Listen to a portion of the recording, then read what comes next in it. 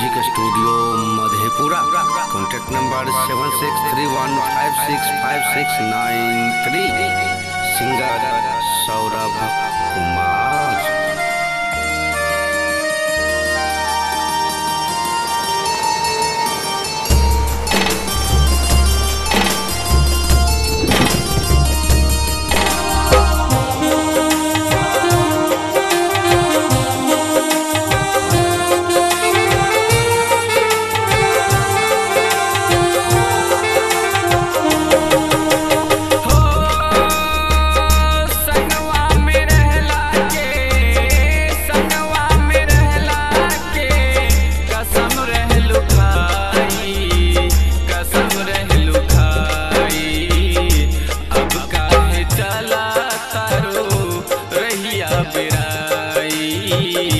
अब काहे चला तारो रहिया बेराई, हाँ अब काहे चला तारो रहिया बेराई।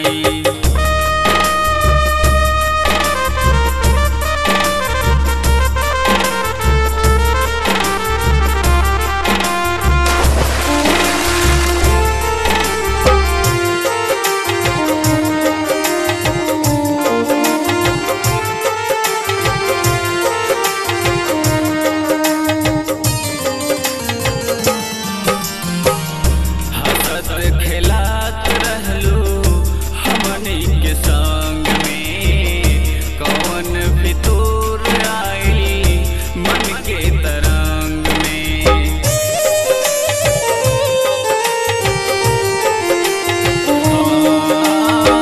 हंसत खेलात रहलो हमनी के संग में, कौन फितूर आई मन के तरंग में।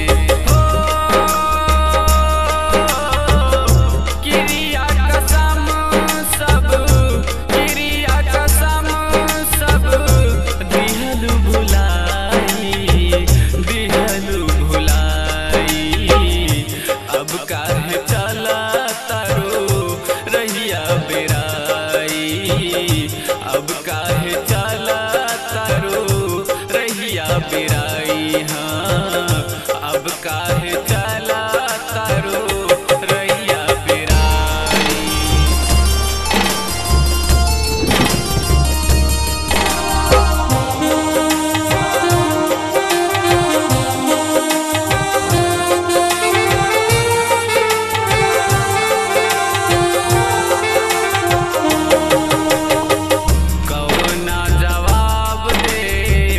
अपना परान के कैसे समझाई अपना जिस्म और जान के।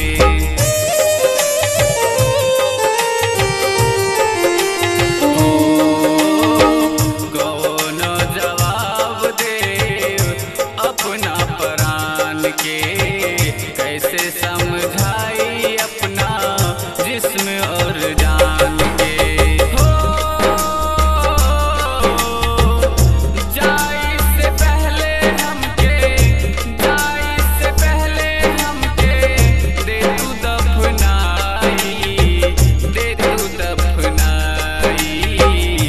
अब काहे चला तारो रहिया बेराई, अब काहे चला तारो रहिया बेराई, अब काहे चला तारो रहिया बेराई।